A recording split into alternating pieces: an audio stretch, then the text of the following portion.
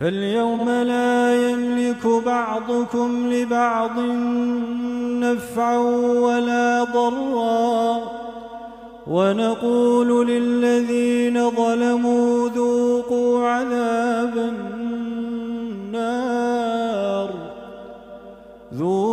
عذاب النار التي كنتم بها تكذبون. وإذا تتلى عليهم آياتنا بينات قالوا ما هذا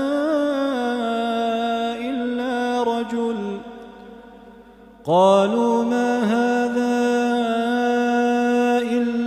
رجل